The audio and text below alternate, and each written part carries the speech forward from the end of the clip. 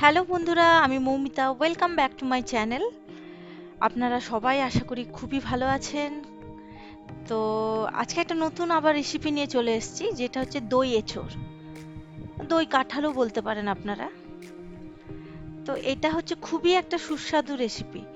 তো এটা আপনি রুটির সাথেও খেতে পারেন, গরম ভাতের সাথেও খেতে পারেন।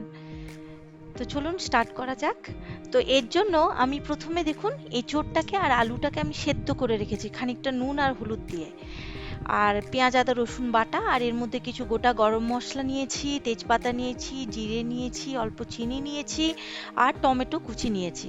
আর এর মধ্যে আছে ধনে গুঁড়ো। এটা হচ্ছে মিট মশলা এভারেস্টের। এটা অবশ্যই আপনারা দেবেন, তাতে টেস্ট ভালো হবে। আর ওটা তেল, আর ওটা হচ্ছে ফ্যাটানো টক দই। তো কড়াইতে প্রথমে তেলটা দিয়ে দিয়েছি, তেলটা গরম হয়ে গেছে। এবার এর মধ্যে আমি প্রথমে আলুগুলোকে ভেজে তুলে রেখে দেব। সেদ্ধ আছে আলু, তো শুধু একটু ভাজলেই হবে। তো বাইরেটা হালকা ব্রাউনিশ করে আপনারা ভেজে এটাকে তুলে রাখবেন।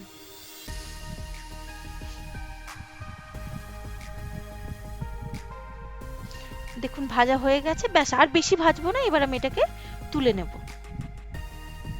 এবার ওই তেলের মধ্যেই আমি এঁচোড়গুলোকে আমি একটু ভেজে নেব হালকা করে। খুব বেশি কড়কড়ে করে ভাজবেন না, এটা তাহলে মশলাগুলো আবার ভেতরে ঢুকবে না। তো এখানে আপনি হালকা লাইট ভাবেই এঁচোড়গুলোকে ভেজে নেবেন। আমি সব এঁচোড়গুলোকে একসাথে দিয়ে দিলাম। দেখুন কিছুক্ষণ জাস্ট কড়াইতে নাড়াচাড়া করে হালকা আঁচ লাগবে সেরকম ভেজে আমি আবার এঁচোড়গুলোকেও তুলে রাখবো।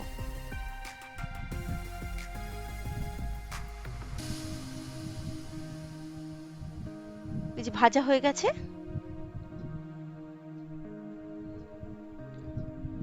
এবার কড়াইতে সামান্য আমি তেল দেব, সর্ষের তেল, অবশ্যই সর্ষের তেল দেবেন। সর্ষের তেলটা গরম হলে আমি একে একে যে মশলাগুলো আছে সেগুলো দিতে থাকবো। তো প্রথমে আমি ওই দারচিনি, এলাচ,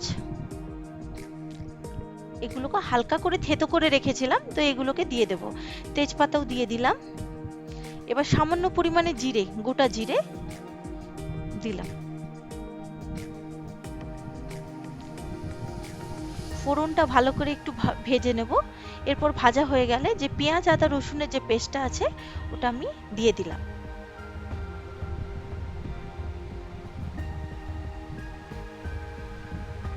পেঁয়াজ আদা রসুনের পেস্টটা দিয়ে একটু ভালো করে ধিমে আঁচে এটাকে ভালো করে মশলাটাকে কষতে হবে। এই মশলা কষার সময় কখনোই জোরে আঁচ দেওয়া উচিত না, তাতে কি হয় মশলাটা পুড়ে যাওয়ার সম্ভাবনা থাকে। তো এক্ষেত্রে ধিমে আঁচে করবেন। দেখুন অল্প পরিমাণে আমি টমেটো ইউজ করছি, আর যেহেতু এখানে দই ব্যবহার করব তো পরিমাণটা একটু সামান্য দিলেই ভালো। তো এরপরে আমি হলুদ গুঁড়ো দিয়ে দেব। নর্মাল মশলা এটা, এখানে কোনো কিছু মানে বাইরের কোনো মশলা ইউজ করছি না। হলুদ দিয়ে ভালো করে নেড়ে নেব।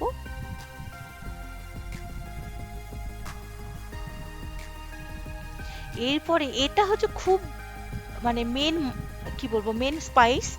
এটা আপনারা অবশ্যই ব্যবহার করবেন। দই এঁচোড়ে মাস্ট মিট মশলা, এটা আপনি ব্যবহার করবেন আপনারা। দেখুন মশলাটাকেও দিয়ে দিলাম। এবার একটু ভালো করে আবার কষে নেব।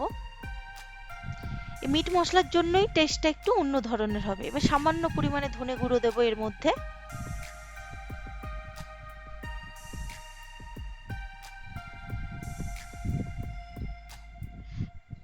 এগুলো সবই কিন্তু আস্তে আস্তে কষবেন।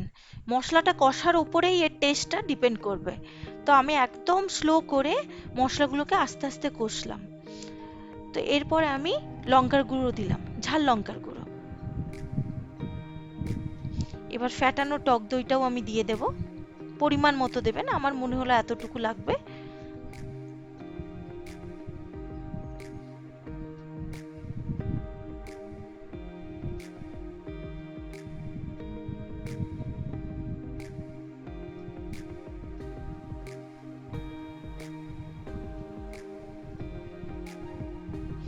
এবার একটু কাশ্মীরি লঙ্কার গুঁড়ো আমি ব্যবহার করছি।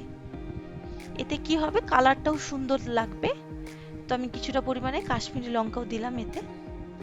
দিয়ে যতক্ষণ না পর্যন্ত মশলা থেকে তেল ছাড়ছে ততক্ষণ পর্যন্ত মশলাটা ধিমে আঁচে আপনারা কষতে থাকবেন।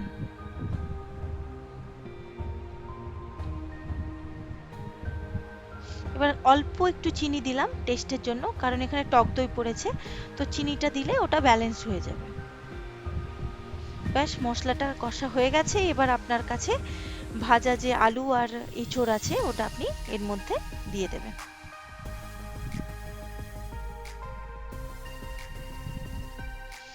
দিয়ে হালকা কষে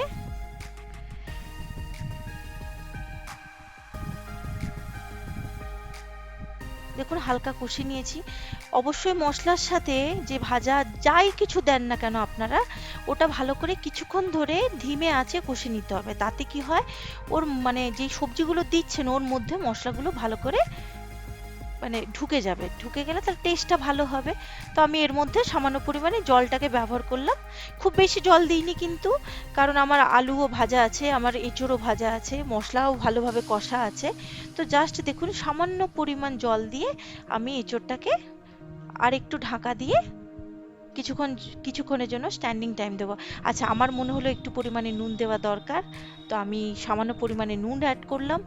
আপনারা ওটা টেস্ট করে দেখে নেবেন বা আপনাদের মতো করে আপনারা ব্যবহার করবেন। আমার এঁচোড়ের তরকারি জাস্ট রেডি।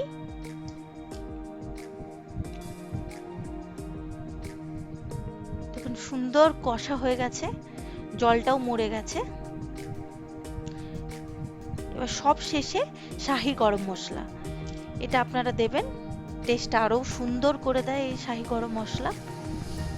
এটা অবশ্যই বাড়িতে বানিয়ে খাবেন, খুবই টেস্টি খাবার। এটা আপনারা বানিয়ে খেলে বুঝতে পারবেন, আমি তো দেখাচ্ছি, দেখে বোঝা যায় না কোনো কিছু খাবারই। অবশ্যই এটা বানিয়ে খাবেন, দেখবেন সত্যিই খুব সুন্দর লাগবে। গরম গরম ভাতের সাথে খেতে পারেন, রুটির সাথে খেতে পারেন, পরোটার সাথে খেতে পারেন, এটা আপনাদের উপর ডিপেন্ড করবে। এটা সত্যিই খুব অসাধারণ একটা সুস্বাদু খাবার।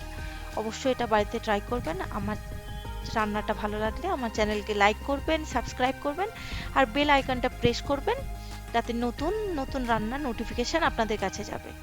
Thank you for watching.